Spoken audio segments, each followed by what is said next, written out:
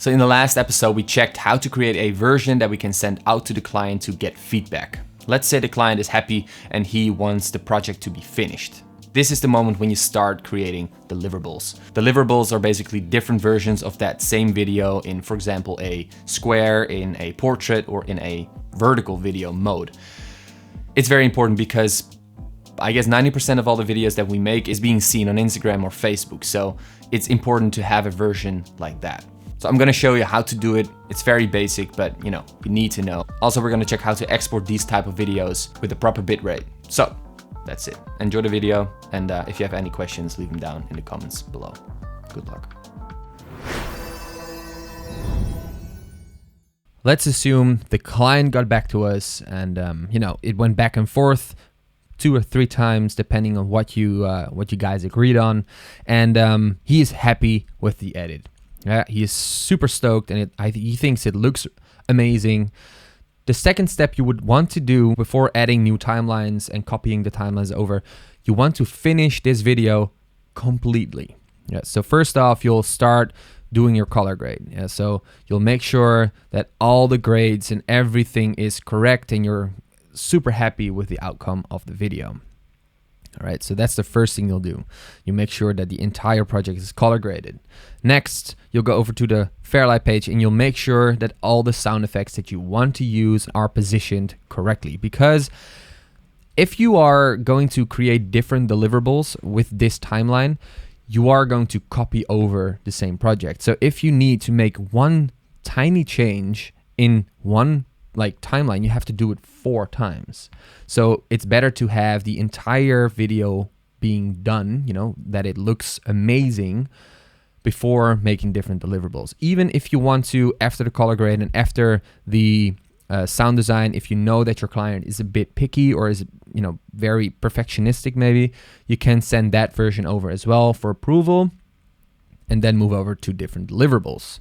All right, so let's say all that stuff happened. Everybody is happy and we're ready to export our entire project in different deliverables and finish it up. What you do is you just click on the timeline here, Command C, Command V, and you'll change the name. That's the first thing you'll do to 1.1. Yeah.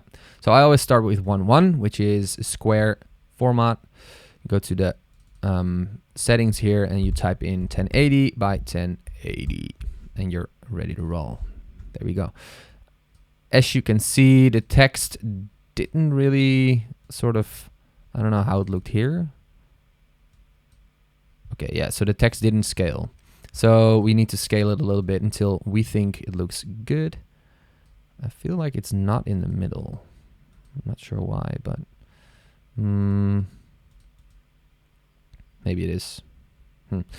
Okay, so let's say this is looking good. Yeah, maybe we can do some repositioning. So for example, I want this clip to move over a little bit. And the good thing about this one is that we can do it with the selection follows playhead function or Command F, because if we have it disabled, we have to click the clip first before we can position it. Yeah, and if we have Command F on, we can just scrub through and go straight to repositioning. Yeah, so that's a nice feature to keep in mind. Now we just make sure that everything lines up correctly. And for example, in this one, I want to have the beds in frame. Make sure that your framing is correct. Otherwise you'll get problems. You get black bars. You don't want that. So let's say this is perfect and we think it looks amazing for square.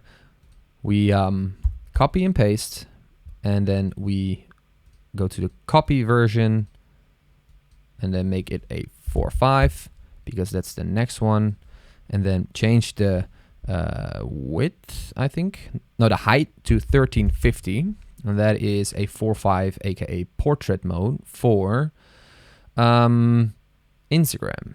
Yeah, and you saw the scaling change a little bit. That's because we have it set to fill and it has to fill the entire frame. That's why some things changed a little bit. Well, you can scrub through and check if everything's correctly, if the title is still okay, maybe it's a bit too big. You just have to make sure that everything suits the way you think it should suit, you know, if it looks good or not. And the last one would be your vertical video, which is 9:16. And I name these I name these timelines so specifically because it's nice when you're starting to export, because you can just navigate through it really easily. I'll show you what I mean, because we have a ton of timelines in here. So it's nice to have them named correctly. All right. So that's it. Yeah, you're ready to roll and you're ready to export because all the deliverables are being made. Now, there's one thing you might want to do, yeah, and that is for some, I would say like Instagram or Facebook, you want to have like the action packed first, because people are scrolling through Facebook, and if there's like a 5 or 6 second drone shot, nobody's gonna watch it because there's nothing to catch someone's eye. Of course, it has to do with the thumbnail and stuff like that, but if they eventually press the video, it needs to grab their attention. So you might want to put more action towards the beginning in that video, but that, you know, depends on your style. Go over to your export settings and make sure that you know, selected the file that you want to save it in, you know, the one that you shared with your client. And then, well, make sure that the entire video is selected with the in and out buttons, or entire video, timeline, or in out range. If you have more clips behind it, which I doubt, because we worked in a spot version, like a spot timeline way. So you don't usually have clips behind it. Anyway, what I always do for Instagram, I export it at 10 megabytes per second. It's always my go-to, and it works perfectly for me because it's so small, you don't need a lot of data.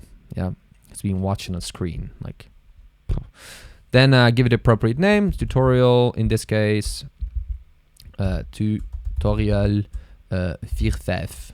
That's how I would call it. And then add to render queue. Next, go to this button over here, click it, and go to tutorial 1.1. Change the name 1.1, and then make sure everything is set correctly. Click render. And then do the same thing for 9:16, and all the settings will automatically sort of pop in there because the timeline has these settings. So that's really easy. You got to make sure that you always just selected the entire timeline and no clips behind it. That might happen if you forgot to delete one clip here. This section will, it doesn't do it right now, but it will grab that one and you have a lot of black in between. So make sure that you keep that in mind. Select everything, start render, wait, and you're done. In the last episode, we're going to take a look at how to archive your projects correctly, I would say. It's not really, there's a correct way, but a safe way. And yeah, how you should go about it. And if you want to archive your project or not, you know, maybe not. Maybe the client doesn't need it or you don't want to. I don't know. But in case you want to, that's the video you want to watch. Yeah. Thanks for watching, and I'll see you in the next episode.